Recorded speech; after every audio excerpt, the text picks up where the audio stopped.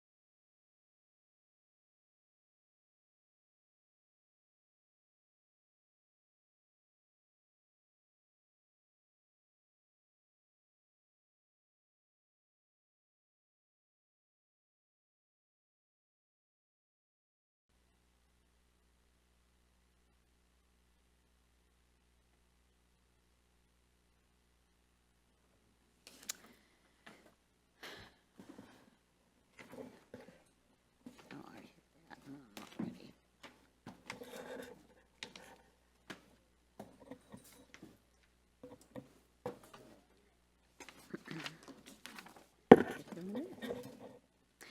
The Board of Trustees of the Burleson Independent School District will reconvene into open session at 6:37 p.m. We have one item to take care of from the closed session. I recommend that the Board of Trustees grant the Board President the authority to approve new hires between now and the next regular meeting in July. The Board will consider ratifying those hires at the next meeting. I need a motion. Okay, Stacy, second. Sean? All in favor? Seeing none opposed, motion passes. Now let's all stand for the Pledge of Allegiance.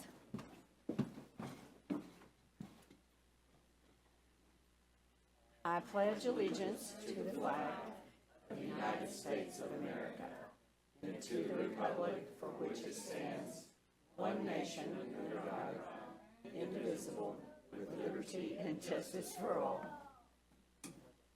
Honor the Texas flag. I pledge allegiance to thee, Texas, one state, under God, one and indivisible.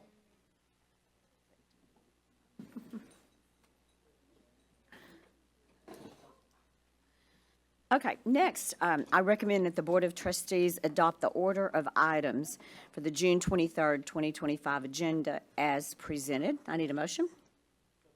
Mike, second. Dallas, all in favor? None opposed, motion passes. Now it's time for special recognitions with Dr. Hill. Good evening, everyone. Tonight we have 4 items on our special recognition agenda, beginning with our Special Olympians, and I'd like to bring up Miss Monetta Smith. Thank you so very much for having us here this evening. We are honored, and we appreciate your support, continued support throughout the years. We had 12 athletes who went to state games in Melissa in May. We got rained out one day, didn't we? Yeah, we got rained out one day, but we came back the next day and we hustled and worked hard, and we got a lot of medals. So we've got, well, okay, let me edit that. It was actually 13 athletes because we had someone come and participate in something we've not done before called fundamental sports. It's for the students who may not be able to handle the stress of a regular competition, but they have something set aside for them. So you'll meet that young lady in just a moment.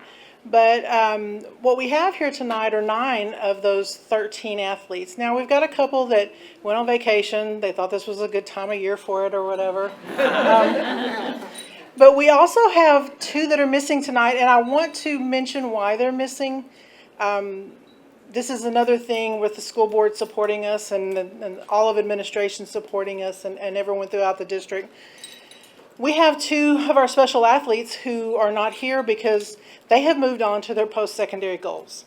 They have enrolled at Texas A&M. They are, yes.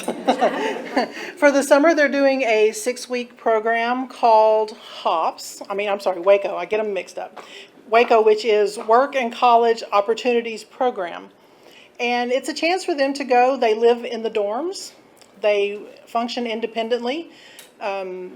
Everything they do is just like a regular college student. As a matter of fact, one of the moms is here, and she can tell you that they got them there and kind of said, "Okay, parents, bye." So it's a very independent program for them, and they are learning how to go to college. They're also doing paid work experiences, so they're learning job skills, making money, all these good kind of things, while living independently from their parents. In the fall, they start a 2-semester program, and the names are so hard to remember, I have to look. But it's called HOPS, and it is the Horticulture Options in Plant Sciences. Makes sense for A&M, doesn't it? They are going to work on career exploration, work-based learning, job readiness, and self-advocacy. And they have areas of careers that they are working towards, which include different areas in floral design, landscape management, and greenhouse nursery. So today was their first day starting their new jobs, so we couldn't tear them away. So I just wanted to let you know there's a really good reason they're not here, but this is exciting. People with special needs, people with disabilities, getting the opportunity to go to college. And we are honored to have, been a part of. What college was it again? I believe something down in College Station. Texas A&M. Anyway, so now we would like to recognize our athletes who are here. And I would like for our head coach, our head track and field coach, Karen Pointer, to do the introductions. Here, you need the, yeah. There you go. Thank you for having us here. First, I'll mention the two that are away at Texas A&M. We have Rylan Severs, and he won 4th place in the 100, gold in the relay, and gold in the standing long jump. And then we have Ashton Wyatt, and he won. He was our pentathlon athlete, and he won gold in the 4x1. He won also. He competed in running long jump, shot put, high jump, and the 800. He won gold in all of them. He did excellent. And now we're going to go on to our athletes that are here. We have Haley Hand, and she won bronze in the 100 and silver in the standing long jump. We have Travis Long. He got 5th in the 50-meter dash and 4th in the softball throw.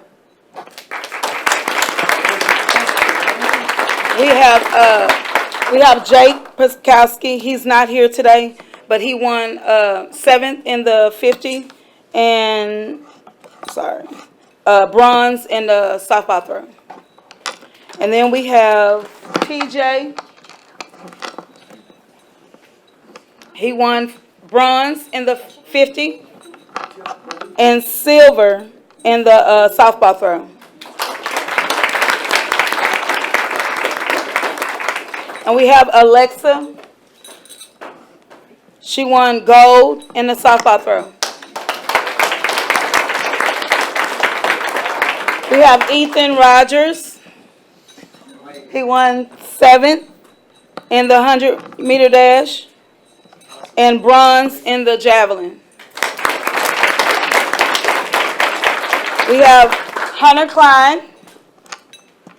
He won 6th place in the 100-meter dash, gold in the 2x50, and gold in the softball throw. We have Jordan. He won 5th in the 100-meter dash, gold in the 2x50, and gold in the standing long jump. We got Charlie Lane, gold in the 100-meter dash, gold in the 4x1, and gold in the running long jump. We have DeMarcus that's on vacation as well. He got sixth place in the 100-meter dash, and gold in the 4x1, and bronze in the javelin. And then we already did Rylan, right? You already did. And that is it. Lizzie, oh, sorry. And then we have Lizzie Hand, and she participated in our functional sports. Okay,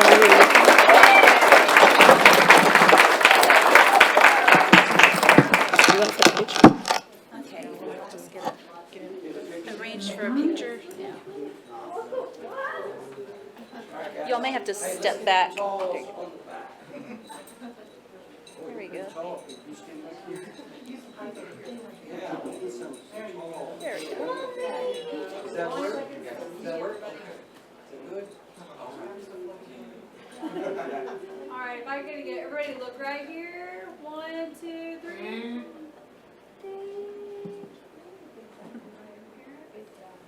Parents, and our parents and family, would y'all, these athletes, will you please stand and be recognized too?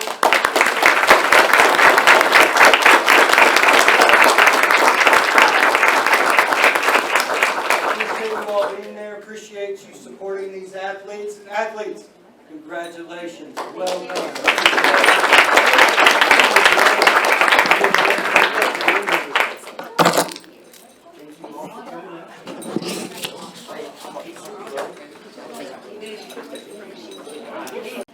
Well, hi, good evening. Like you said, my name is Allison Danelski. I am the art teacher at Hughes Middle School. Thank you for letting us do this today and honoring our students that have worked so hard to be here. So these are the students that had placed, and we took them to junior vase. That's basically the middle school's definition of the state competition. So we enter our students and they go, and it's not a competition against each other. It's a competition against yourself to get a scoring between 1 and 4. 4 being the best score you can get for this competition. And then they rejudge them again, and you can earn a rank of platinum, which is the top 5% of the entire show. So we rank under Region 11 South, and there was somewhere between 1,000 to 1,100 entries for this event. And from my school, we had 2 of our students place platinum for that, which is a super big accomplishment because that puts them in the top 5% of our region. So think about wherever Region 11 is, that's how they ranked. And I could not be more proud to tell you about my babies, as well as we have some from, sorry, I say that all the time about them. We also have some from STEAM as well. Ella Durant is their teacher, but she's unfortunately not here today. But from Hughes Middle School, we have Jenna Adair. This is her work. Step over here, baby, so they can see it. You can show them. This is hers that ranked platinum. Go ahead and show them. And then next from our school is also, she's a 7th grader at Hughes. She'll be going into 8th grade next year. And then from our Art 3, we had Fabiola Saez Martinez. And she'll be going to BHS next year. But for 8th grade, she placed this as platinum, which is obviously a really big deal, like I said. And then from STEAM, we have Lillian Cantrell with her work. Is yours a digital? Yes. Also, this one coming up, so Jenna's was done in ink pen, so she did this with pens. I mean, I can probably speak for them as well, as they were doing them, like on their lunch, anytime they could come in and do extra work when they were done with their other classes. Fabiola's is done as a 3D because she put a lot of different works in different mediums to build her piece. Lillian's walking, she did hers as a, oh my goodness, that's what I was saying. It's a photograph. So she photographed that for her work. And then we also from STEAM have Ella Nutbeam.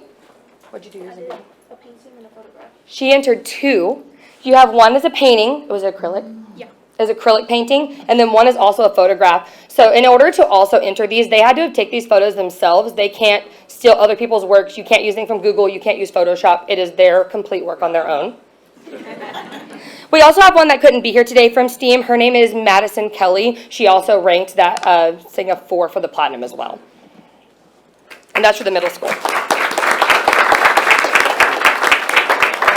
And then I'm also going to turn it over now to the rep for the high school, which is going to be Adam Palmer. You want to get a picture first? Yes, please. That'd be great. May we take a picture? All right. All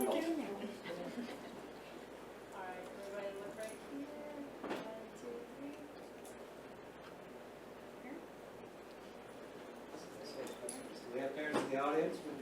gonna stand up if you're here.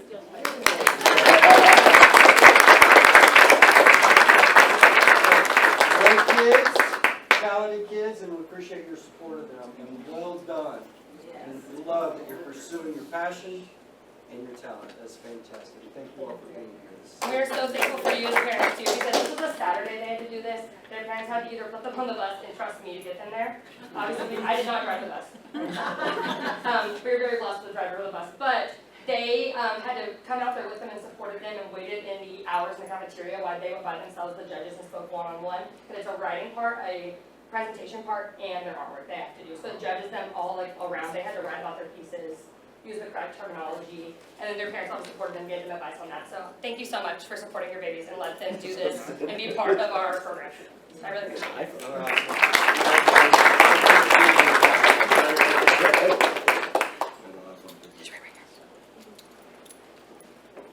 Hello, my name is Adam Palmer. I'm an art teacher at Centennial High School. I'm also representing Jana Jackson. She couldn't be here. She just left Scotland and she's heading toward Liverpool. So I'm extremely jealous, but Vacation? she deserves a vacation. She's a hard worker. She deserves a vacation. I told her to say hi to Paul McCartney and Ringo in Liverpool if you see them. So our vase is very similar. In the state of Texas, there was 32,000 entries, and you can imagine that's the cream of the crop from every high school in Texas. Same judging system, 1 to 4. If you make a 4, you're in the running to go to state. If you make it to state, there's only 2,300 that make it to state out of the 32,000. Then once you go to state, you get judged again from a 1 to a 4, and that's the student I'm representing today. We have another student named Taylor Kilpatrick, who's made state 3 times actually. She could not be here, she's graduated. We have our Rookie of the Year though, Kendall Schmaltz. That was Jana's student last year, and I'm blessed that Kendall will be my student next year as an AP art student. So, you want to show your work? I was gonna say, I saw that on the post. I think we posted that. Mm-hmm. Now, in this piece of art, what was it won? It won a 4 at state. 4 at state? Yeah, absolutely, which is, I don't know how many people made a 4 at state, but it's a small That is number. a small It is percentage. a very small percentage. That's awesome. That is wonderful. Congratulations. That is awesome. Very good. Perfect right there. So basically, this is our all-state artist right here. 1, 2, 3. That is awesome.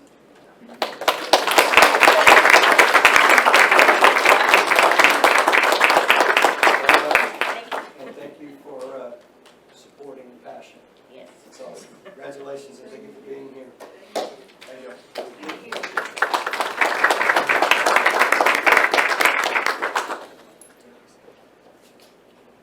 You're supposed to introduce the next one. Oh, I'm sorry, I don't know. Go ahead, sir. You're good. I didn't know. Okay. You're good. How you doing? I'm Carlton Bryant. If you know me, most kids or people call me CB. I'm the head girls track coach at Burleson High School. I'm recognizing one of my senior runners. She's graduating, Miss Catherine Evans. She's been running for me for the last 4 years easily. Hold on. Catherine, come on up here. Oh, okay. Oh, okay. I was gonna call her. Yeah, there you go. Okay, well, go back. This is Catherine Evans. If y'all know, she doesn't know who she is. Again, she has a twin sister as well. She's been here at Burleson forever. I mean, she's native from Burleson. She's not a move-in. She's one of our kids.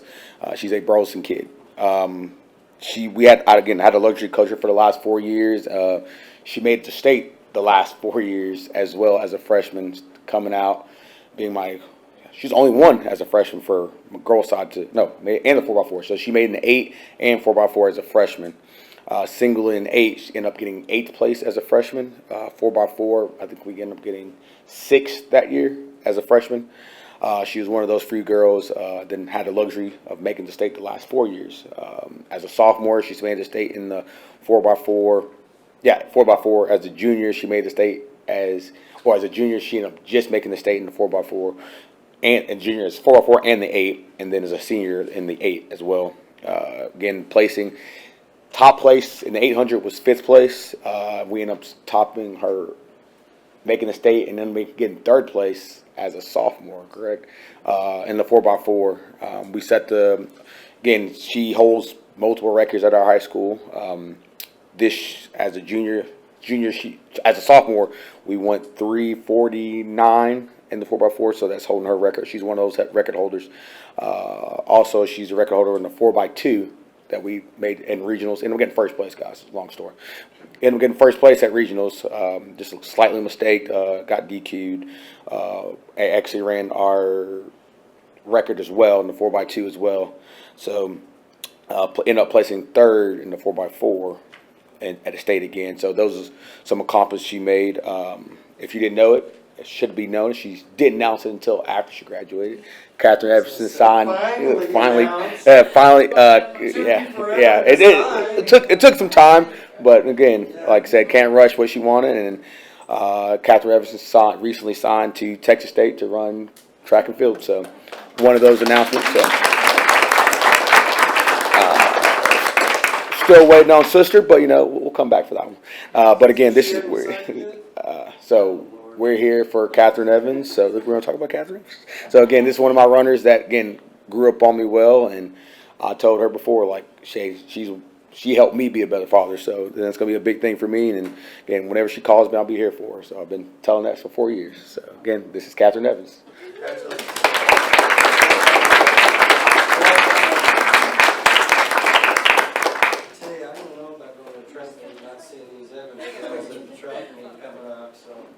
Alright, ready? 1, 2, 3.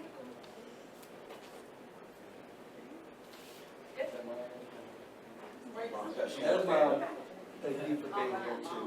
Thanks, Mom. Hey, proud of you. The next person,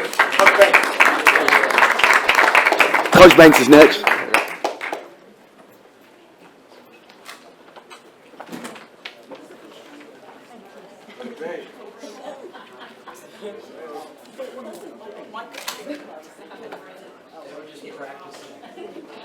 Hello, y'all. I'm Coach Banks, head girls track coach at Centennial, and I am proud to recognize a great group of student athletes at Centennial that competed at the state meet as well in Austin. Their hard work, teamwork, and determination on and off the track has brought great pride to Centennial and to the community. So I first would like to start with Micah Tucker.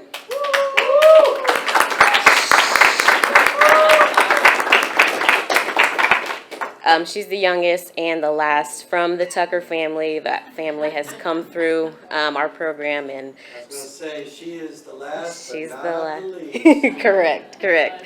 She competed in both the 100 and 200 meter dash, finishing 6th, which is an incredible achievement with such great competition. No doubt she'll be back next year, and hopefully she can come and show y'all her medal that she's going to earn. Yes. And Next. I think, don't we have a new employee coming on too to work with us too? Isn't that Mom? Oh, yeah. I know it's supposed to be about you, but Mom is coming to work with us in PE. Yes. Little coaching. Um, Sorry, I didn't mean to take that. Next, we have James Brown. James Brown is a senior. He competed in the 110 meter hurdles, finishing 8th. And he continued our tradition of sending great hurdlers to the meet. And he's also competing, he'll be competing next year at Langston, which is in Oklahoma. And then finally, we have our 4x4, which is starting with Marley Buck.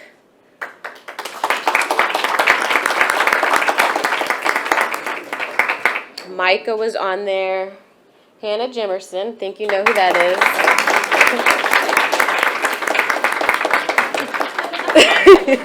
And Ella Magayan.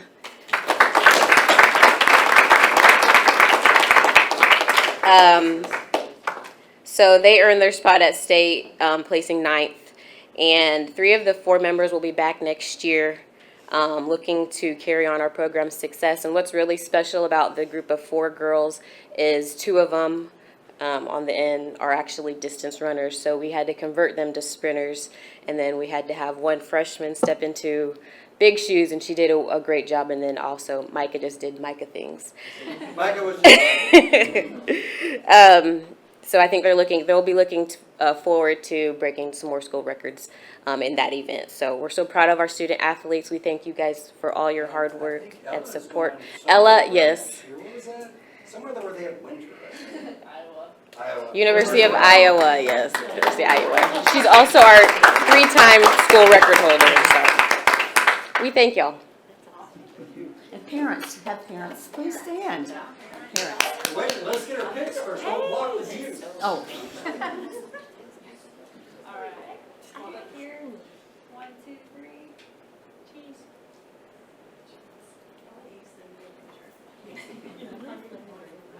We got it. And the parents again, I know there they all are. They already stood up. Thank y'all for being here. Thank you for being here. Glad you're here, Coach. Great season. And congratulations, athletes. Hey, it's awesome. congratulations. It's not a bad job. Yeah, good. Fantastic. Proud of you. Proud of you. All right. All right, guys. I know.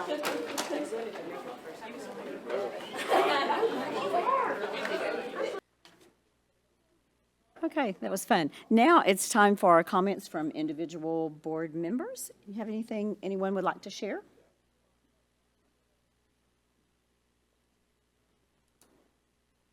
Well, first off, my grandson is Centennial in the band, okay? And they had their band camp all week. So I went to the end of it, of the week to hear, and it is phenomenal what those leaders do with those kids, all those freshmen that are there and by the end of just 5 days, it is amazing. We have got, and some of those staff, those band directors, the head ones get paid for it. That's part of their contract. But the others were there just because they wanted to be there for the program. And to see all those parents out there that were there to support it, and to see it, we pretty much filled up the 2/3 anyway of the gym at Centennial with spectators. And it was just so wonderful to see such support among them and among the community. It was really a great thing. The other thing I want to share with you is that after spending 3 days to get my school board training in Fort Worth, we are really good people, I'm telling you. Our district is amazing. I've been to these sessions before, and it is so encouraging to hear these people talk about these wonderful things that they're doing, and we've been doing them already. And so I'm just so proud of the leadership of the district and on our campuses. Kudos to us as a district. Proud of it. Proud of us. Thank you. Thanks, Pat. Okay, the next item on the agenda is a safety, security, and intruder detection audit update with Dr. Jimerson. Our safety and security personnel are not able to be here tonight. One is actually at a conference, and the other one had some family matters to attend to and could not be here tonight. And I told them not to worry about it. They take care of what they need to do, and I'll try my best to cover, which isn't much. But what I will tell you is we did have our reunification exercise, our safety and security reunification exercise last Tuesday, I guess it was. And Scott Shahay was the point person who planned it all, and that was in conjunction with, and I don't know if you had a chance to drive by or see what was happening. I know Mike was there and got to witness it, but we had, I don't know, probably 100+ people there that participated. We had the city of Burleson that participated, Burleson Fire Department, Burleson Police Department, our safety and security officers and SROs, and of course safety and security, not to mention we had administrators, teachers, whole gamut. And it was a full-blown exercise, and it was quite an endeavor. It was quite an undertaking. The level of planning just to get this thing up and running was amazing. But generally speaking, we thought it went really well. We found out that we do a lot of things well.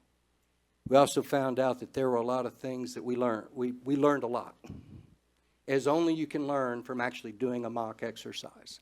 And we learned a lot. The debrief after the event was powerful. The debrief with our folks, just talking about what they learned, questions to ask, questions we know to be answered, to strengthen our plan should, heaven forbid, we ever have to exercise it. So it was a success because we learned, and we learned a lot. When Scott and Steve are back next month, they'll have more to, a little more detail, still debriefing, still putting meat on it, still, fine-tuning the plan, but we will be presenting later and at how we were able to strengthen it. But it was impressive. I was going to say it was a lot of fun. It wasn't fun, but it was fun to know that today, how much better we will be should that ever happen. So generally, that's what we did last Tuesday. They are on they're on break now, taking care of some other things, and they'll be back next month to update you even further. So. All right, okay. Next, we will discuss proposed revisions to local policy FNG, and Dr. Jimerson will speak to us about this. Again, this is the time of year for vacation. Ordinarily, our policy wonk and local stand-up comedian would be here. It's a simple proposal. What we are presenting to the board and asking to adopt is a change to local policy FNG, which deals with the proper place for appeals and for grievances and complaints.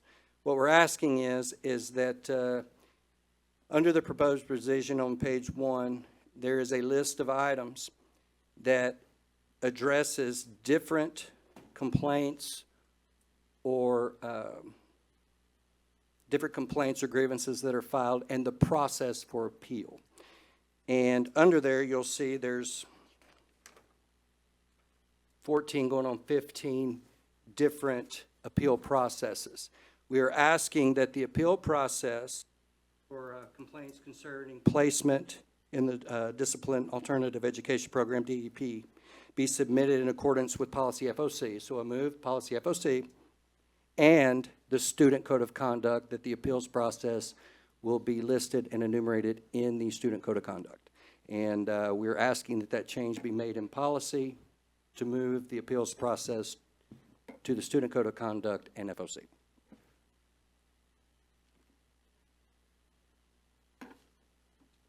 Okay, thank you very much. Okay, the board members now have received the consent agenda in your packets, and I need a motion to approve tonight's consent agenda as presented. Pat, I need a second. Dallas, all in favor?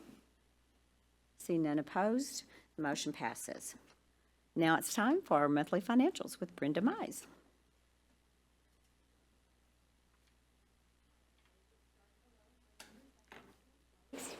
I'm noting who's here, so whose budgets to cut. We'll know which ones will be easy. So thank you for being here. You made the right choice. First, let me go through the April financials before we get to the actual budget. So let me get started here. So for general fund, if you'll see right now, we're at 97.7 million. It's about 3.6 up from last year in April. The difference will be in our tax revenue and our state program, the funding that we receive from the state. And then expenditures are at 91.8 million. For food service, revenues are at 6.4 million. We're up about 300,000 from last year. And then our expenditures are up about 80,000 at 5.9 million. Debt service, you'll see on here, revenues at 39 million, and then expenditures at 21.7. That's our payment that we make in February and August. For special revenue funds, we're at year-to-date 6.3 million, 54.8%. You'll see on here some of these end on April of 2025, so through this month, and so we'll do some organization on there, and journal entries. April's team will work on that, and then the rest go through September of 2025. Childcare revenues are at 764. They're up 41,000 from last year, and their expenditures at 766,000. Capital projects, which is oil and gas. If you'll see on here, revenues are similar to last year. We're at 804,000. expenditures at 542, so we started the Mound Gym, and we're starting to get some payments in for that. Beginning balance, 14.6 million. When you add the 804 and then take out the 542, we're at 14.8 million for capital, which is our oil and gas funds. Payments over 10,000, it's in your packet, the full list, excuse me. If you'll see the majority out of 199, we do have 240, which is our food service, and then some activity funds, and then our workers' comp payment. And then the tax report, April collections are at 687,000, 414 in M&O, and then 272 out of our debt service, so our total year-to-date is 86.4 million. And then construction update, we have the clinic. I think you guys have seen some progress. It's pretty exciting over there. They painted the outside, and so I'm excited to see the inside. But our payments are about halfway through, and then the mound project, like I mentioned before, we're getting started with that. So that is it for regular financials, if you have any questions. Okay. I guess not. So next, we are going to open. What? Okay. Next, we're going to open the public hearing for the 2025-2026 budget and proposed tax rate at 7:13 p.m. Yes, okay, so my favorite part. So as it says on here, for the public hearing, we have the proposed tax rate. We duly noted it in the paper, and we made our publication. We use the current tax rate that we're at right now, simply because we don't know what that tax rate is. So I will come back in August and September, and we will adopt that. This TEA gets involved. It's the MCR, the maximum compressed rate. They're still going to calculate that. I'll get to that in the presentation. So also on the hearing that we published, it was current law at the time. So sine die hadn't happened, so we have it posted at current law, but now I've gone to a class and we have learned some new things and everything has passed. So we'll make some changes as the year goes on, but that has been posted as necessary. So starting with 2025-26, moving on to the new year, if you look wrapping up, our total revenues are at about 130.8 million. The big change that you'll see is a little bit more state funding that we've received. And that's the hold harmless that they gave us at the very end of the year. They decided to add hold harmless for our tax rate. And then our federal has changed quite a bit. So SHARS has been one of the things that has been through some turmoil in the last year, 2 years. They're still working through that. They had a House Bill 500. It did not pass, so they're not going to address that. But we're still involved in SHARS. We just did not get any funding this year for that. Expenses, you'll see the biggest one is our payroll. Of course, it's the 107.7 million. That does include the one-times that the board honored for our staff, and so it's a little bit higher than we had originally budgeted for, but our total is at 129.4 million. So with that, if you'll see, our fund balance is at 37.5 million currently. The excess that we have, I'm going to ask the board, we talked to the finance committee about this, is doing a resolution to move that over to capital projects. The reason for that is the 37.5 million that we have currently is about 27.4% of our predicted budget. So we're required to have 25%, and we know that. And 25% is about 34.5 million. So we're in excess of that. We're at about 27.4%. So moving that, the excess funds from this year over to capital gives us the opportunity to do some facility upgrades that are necessary. And then like HVAC, anything that we need, those funds are available immediately for that, and for technology. So we have a lot of technology needs. And so those funds in the capital project just gives us that flexibility. So speaking to the finance committee, they thought that was something that we could do as a board for that. So our fund balance will remain at 37.5 million is what would happen. So that 1.4 million is an estimate. Once it all comes to the end and we have our finals, then we'll know that exact number, and that will be the number that'll be transferred. Tax rate trend, so if you see for 24-25, we're at 1.2552. That was posted in our legal notice. In 25-26, it'll change. They thought that it would go down maybe a couple pennies, but now that we think that the 140,000 exemption, homestead exemption, I feel very confident will pass in November, that will change. And so what will happen is every school district in the state of Texas will report in July our certified values. We'll send that to TEA. They'll take that information, and then they will send us what our new tax rate will be. So as I mentioned earlier, we'll come to the board. Just to be clear, what she's talking about is you know, they passed the the property tax relief, but actually what has to happen, even though it did pass, it passed to go because I believe it's a constitutional amendment to Yes. adjust that, which means the voting public in the state of Texas has to vote to approve that. Having said that, I don't know of anybody that's gonna vote not to lower their property taxes, so I'm pretty sure we're gonna get that done, but it won't be till November, is that correct? Correct, But correct. it will be retroactive, will it not? That's correct. So it will be retroactive for the whole, I believe it's for the whole tax year, isn't it? Yes, I think it is, right? they have to, yes. Yeah, It will be so it'll retro. be for the whole tax year, but it won't actually go into effect till November, and of course, by the time the next tax bill comes, so. Is that Yes, correct? I think yes. that's correct, okay. What they'll do is, I believe they'll assume it at 140,000 because we feel like that's what will pass. As Dr. Jimerson said, most people will vote yes.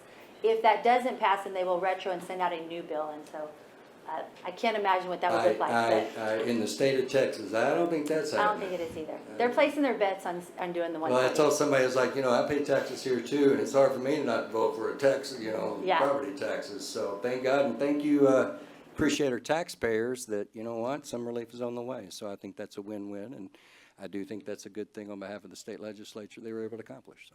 Yes, and over 65 and disabled, I think they've increased that from 10 to 60, I believe, so that's an Yeah, additional. the ceiling, their cap.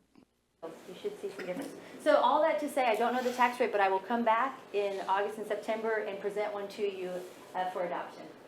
Property value trend, this is our May preliminary. I know every year I tell you this is very early in the year for them to give us this number. Yes, this is Tarrant County and Johnson County. And this is at the 100,000, so 7.2 billion is the number right now. I don't know that it's worth much right now, but it's a little bit higher than it was last year, just if you were to take the preliminary, but once the actual values come out at the new exemption, then we'll use those for our tax, anticipated tax revenue.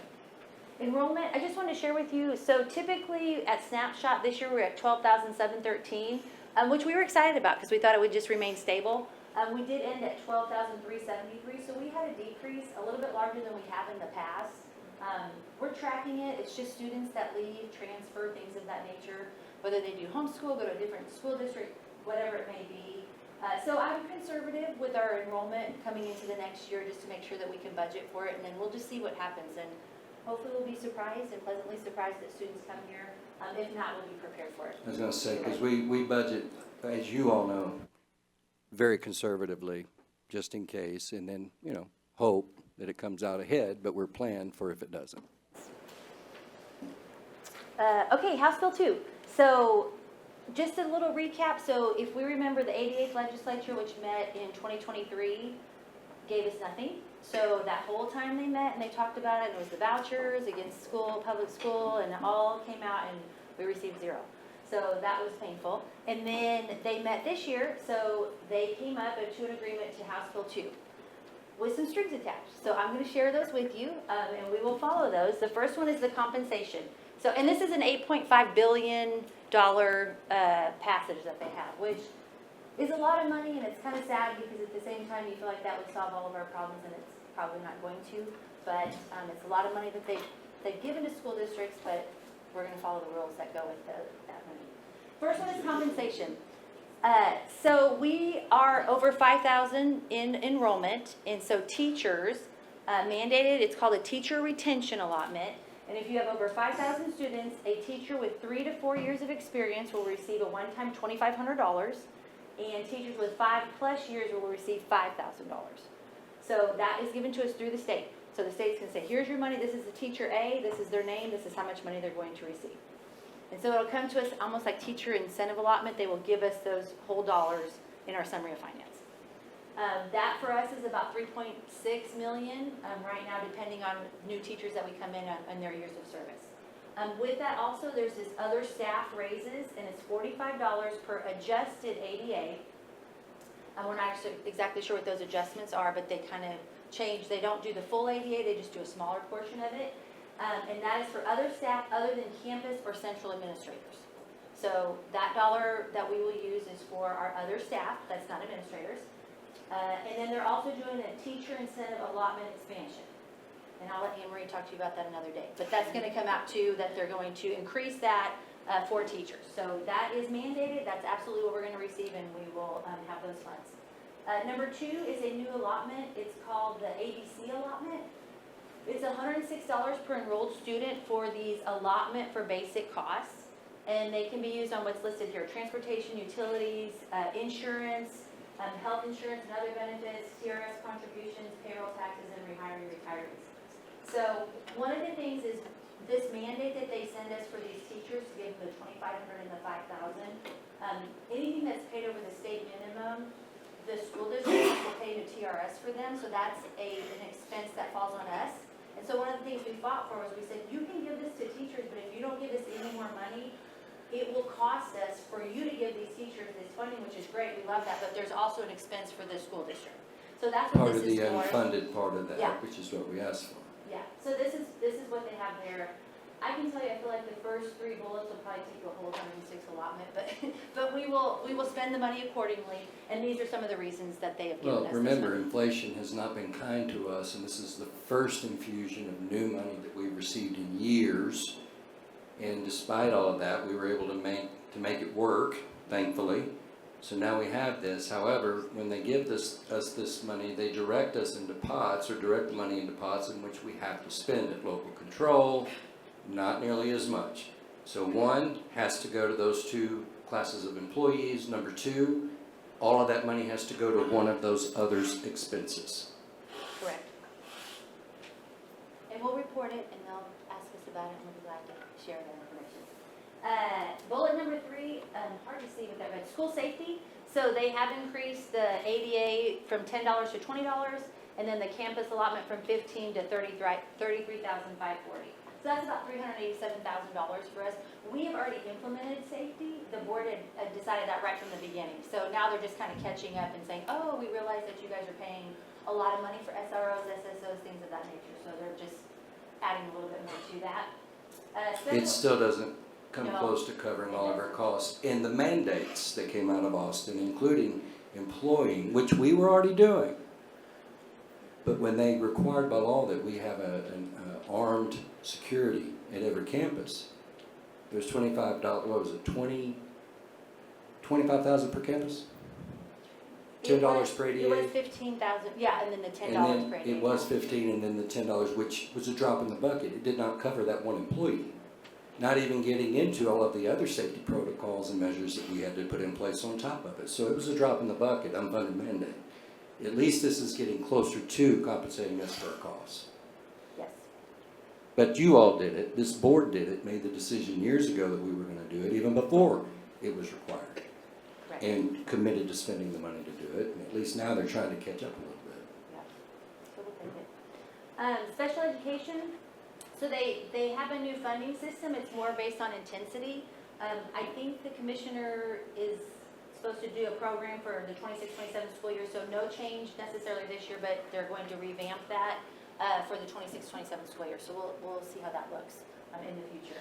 And then they are giving $1,000 per initial full and individual evaluation. So I'll work with Alan on that to make sure we get that taken care of.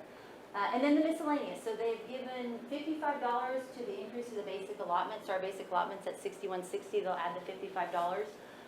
A little bit of a shell game, I'll tell you, because we used to get the golden penny yield, and that would increase every year, and that's probably close to $55 that we would have received anyway.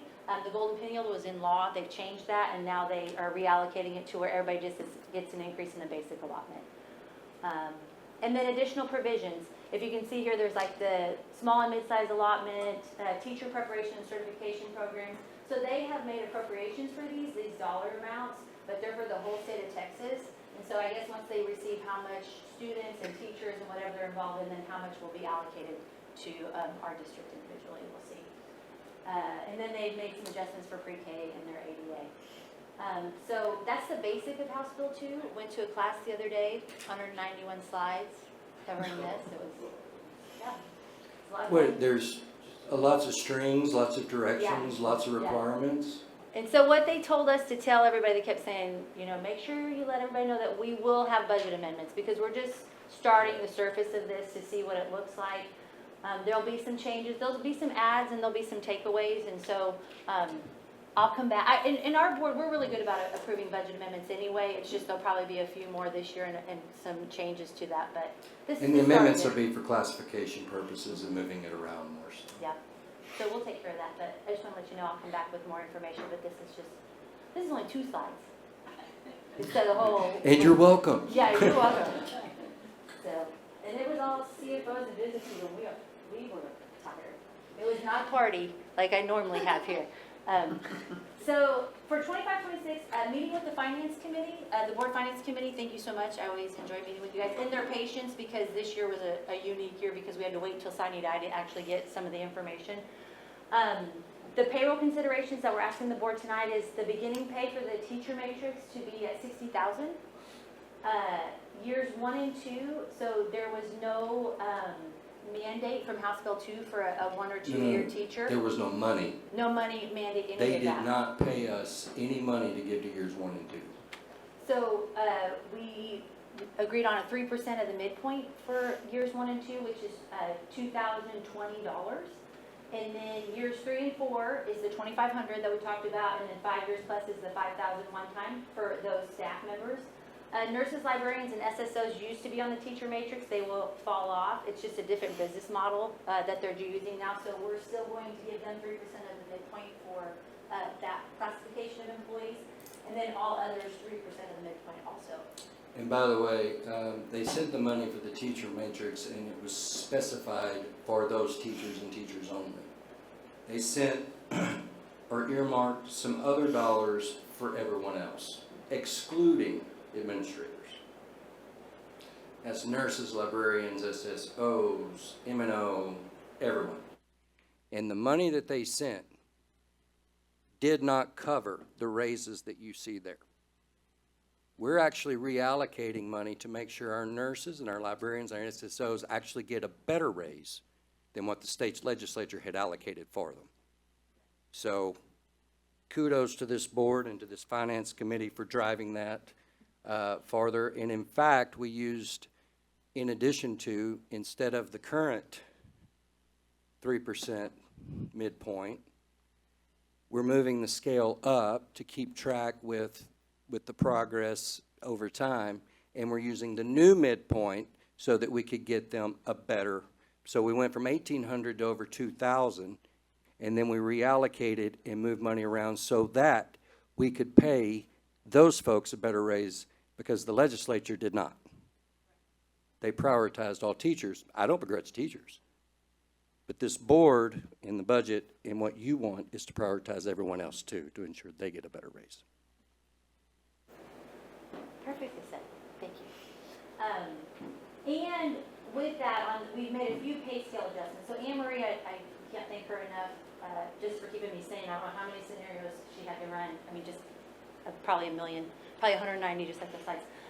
But we did some pay scale adjustments also with that. So, for example, like our custodial staff was at $14.50. They're now moving to $14.75. That's been a goal that we've had for several years, is to kind of get to closest to 15 as we can. So And that's just so that we can reach Market, employment and yes. stay at market and actually compete, because those are hard positions to fill nowadays. They are. And we were looking, it's just like a 1.5% increase, but as Anne Marie was doing all the studies and she was looking, she was like, if we can get to somewhat a little bit better, so we've increased the pay scale slightly and then given them 3% of that new pay scale for all the others. So for 2025-26 proposed, if you look at general fund, like I said, this is really like rough, telling Ryan like back of the envelope, just kind of as best as we can. Looks like we'll be at about 136.1 million in revenues, and then our expenses at 136,047,000. So a little bit of excess that will change, but that's where we're looking at for right now. The majority of it going into payroll, as we've been mandated with House Bill 2, and then meeting our other needs. So this is the beginning of it. For debt service, estimated finish at 39.3 million as our revenues. If you remember, we had our bond defeasance, so the expenditures are ending up at 49.7 million, so close to 50 million. That bond defeasance, just a reminder, because it's really exciting, we had over 15 million in interest savings by doing that bond defeasance, so I certainly appreciate the board moving forward with that. And then next year proposed, so I just have an asterisk because I'm not sure with the homestead exemption, if they'll give us hold harmless. So when we do that 140,000 and then the additional maybe 50,000 for those, so that really reduces property value. So when we get our INS money on that, we will lose money. And so like these school districts that just passed bonds, thinking that they would have this property growth and that their INS tax rate would Which is reduce not as much. dissimilar to what happened in, what year was that, 08, 9, 10 here, is when the property values went down, a penny of INS tax did not bring in what it once did, and when you built an entire debt service on that and it doesn't do it, oh my gosh, and that's what we got to deal with for how many years? Too many because of that, so I didn't even think about that for those that are going out with bonds. That could be devastating. Wow. 3-year appraisals instead of the 2-year, like all that type of stuff played really a big role in this. So, I think we'll get hold harmless. I don't know for sure. They talked about it, but that's just a couple things that, are out there. So I just put an asterisk on there just saying that's what I think that was current law, not with the new law, so we'll see what that number looks like. Yeah, I'll come back to that. And then food service. So food service this year, ended up as a little bit of a deficit. Their revenues were predicting at 7.6 million, expenditures are 8.1. Emily and her staff had some capital. They got new milk boxes, they got a new dish machine, they did some things which she prepares for. Her fund balance is at 2.1 million, which is really in food service, they don't encourage a heavy fund balance. They like you to use it, kind of come out net zero. Yeah, and so she spent some of those funds.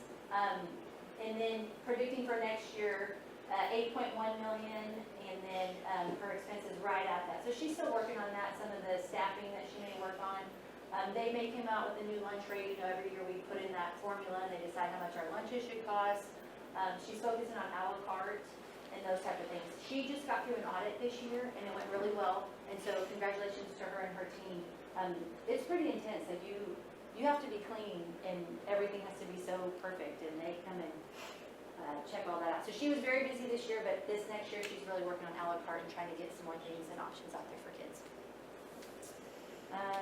And that is it. That's all I have for the budget, unless y'all have any questions. It was amazing. You put how many months' worth of work Oh, into how many slides? yeah. Yeah.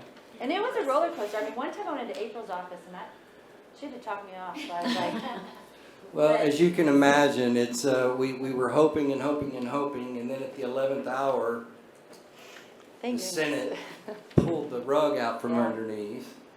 And fortunately, we got to a place that we could actually build a budget on and make it work. So, as you may recall, the House bill that passed and went through very early on, which would have basically put it all into the basic allotment, which means they would have given us the discretion on how to use it.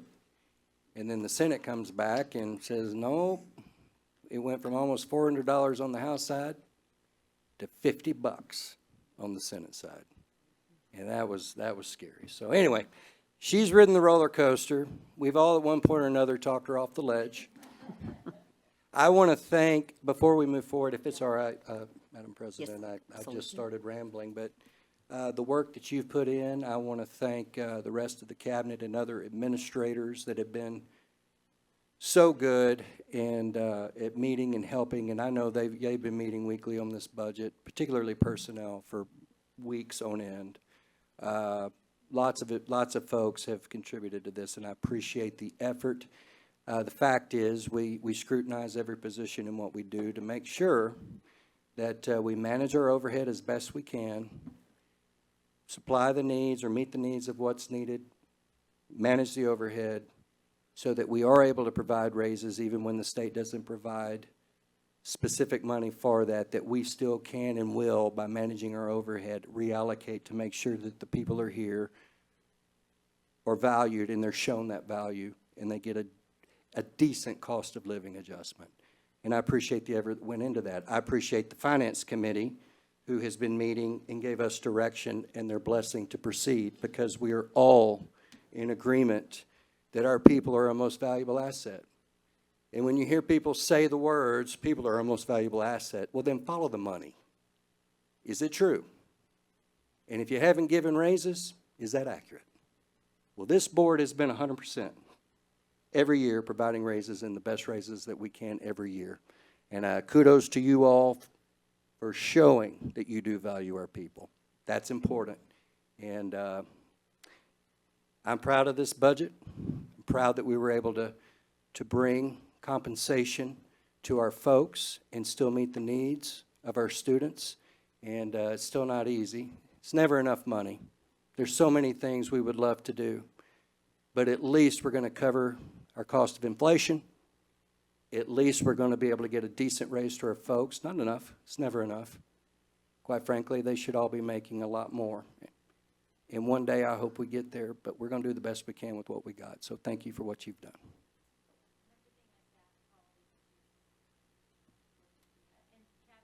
Dr. Jimerson, I can't thank you enough for Yeah, hanging throw in there me a with bone. me. Appreciate it. What? So, because you keep the main thing. I mean, it's hard, but at the same time, it is our people, and that he's never lets me forget that. So he's always just like, It's this always is where it the goes, people. this is where it goes. And this, So and he's always listen, strong on that. I remind you, this board, the vision is one. Our people are our most valuable asset. Whatever the programming, whatever it is, it's the people. They're the magic makers. They are the catalyst. They are the one thing. They are it. You want to make a difference in a child's life? It's the teacher. It's the adults making it happen. Take care of them first and foremost, not programs, people. And make sure you have the best and keep the best. And appreciate the effort that went into doing that. I wish we could have some other stuff going on. I Don't do get me too. wrong. I even said that, man, I'd like to do this, this, and this. People are first. Our people are first. Yes, sir. And so that's it for me on that. Well, and thank you, Brenda, and your staff for coming back year after year. And I know sometimes it's difficult, and thank you, April, for keep talking her off the cliff. Yeah. Thank you so much. Do we have any comments or questions from anybody in the audience? Board? Thank you. Okay. All right. We will close the public hearing for the 2025 budget and proposed tax rate at 7:39 p.m.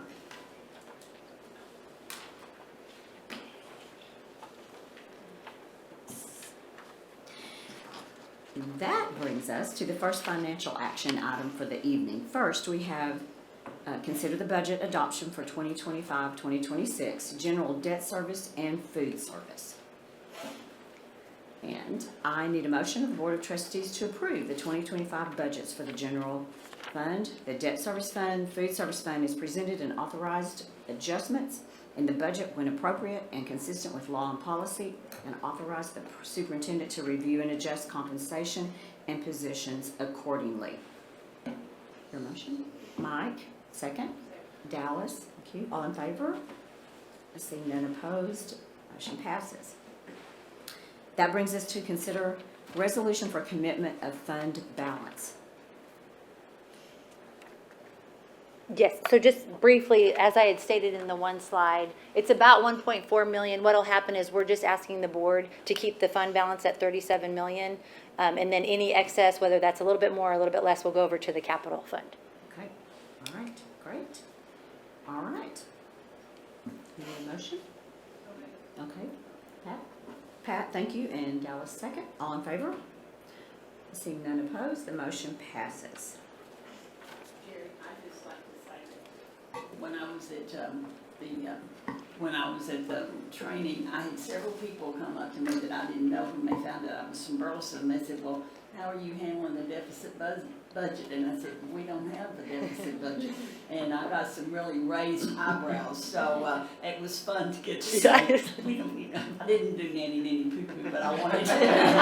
I don't either, Pat, Well, Miss Pat, I don't either. It's funny, in times of plenty, which honestly, I can't remember the last time that was. But in any event, people say, well, and then why don't you spend money and why don't you do this? And then, because when we're in times of not plenty, we can still pay our people without going into the hole. So what do we always say? Balanced budget, pay our people, and we're still accomplishing that year in and year out. Awesome. Okay, now we have to consider year-to-date budget amendments. In June to share, sorry, too far.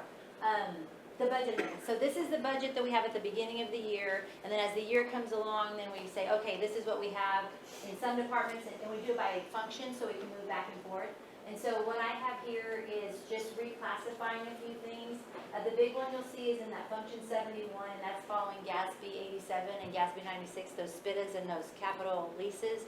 So we originally paid for them out of function 11 instruction, and then as to follow GASB law for the audit, we have to move them down into function 71. And that's a little bit too much for you guys to care too much about. But we have to follow these things. So the expenditures that we have in each function, just asking the board to do a budget amendment to make sure that we have plenty of money in there. The other thing in our audit is that G schedule. They have to make sure that we don't go over. And so there's a couple things that are still existing. Our TRS for July and August have not been posted, obviously. And then we have this Medicare Part D, which is about $600,000 to $700,000 that we don't know that number and how it'll fall between each function. So we will leave a little bit of funds in there to finish out the rest of the year.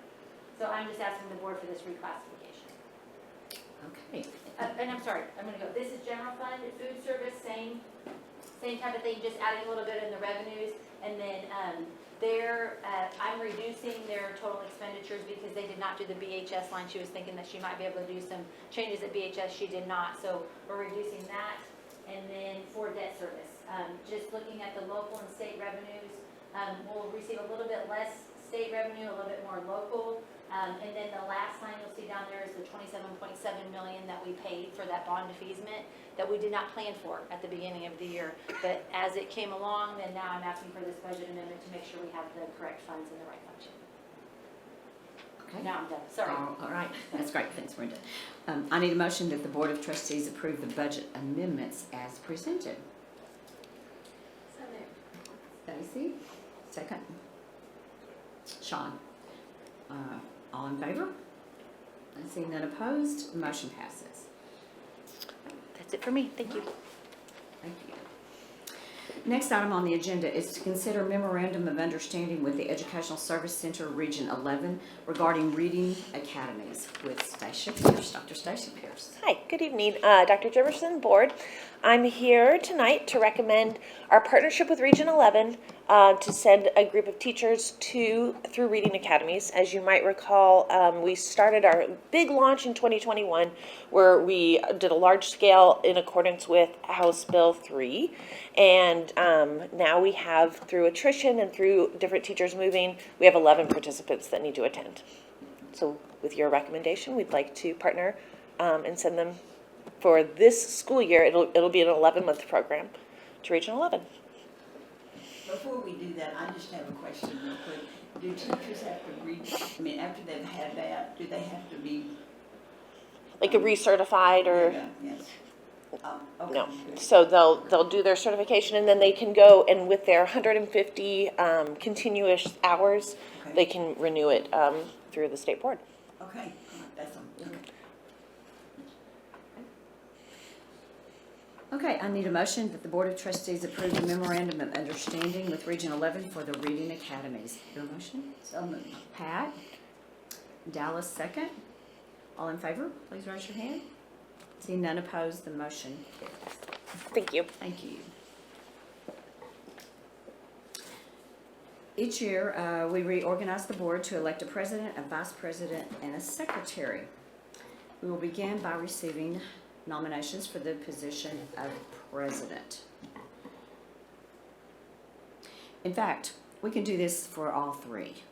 Nominations for president, vice president, and secretary. Do I hear a motion? I move that we do elect the board, that we do nominate you as president, Gary Pinner as president, Ron Anderson as vice president, and also as secretary. Okay, all right. So that is to keep the current slate for another year. All right. Now, you can second. Actually, we really don't need a second for this, which is really interesting, but we will vote But we got it. and we'll take it because we don't want a deficit, so we're gonna take it. Okay, Yeah, no, it's suspended. so. All right. Okay, so the nominations were presented by Mike, and all in favor, raise your right hand. I see none opposed, and the motion carries. Okay, that brings us to the end for this evening. This meeting is adjourned at 7:47. Thank you for being here. Budget is done. Jesus. Lord, I'm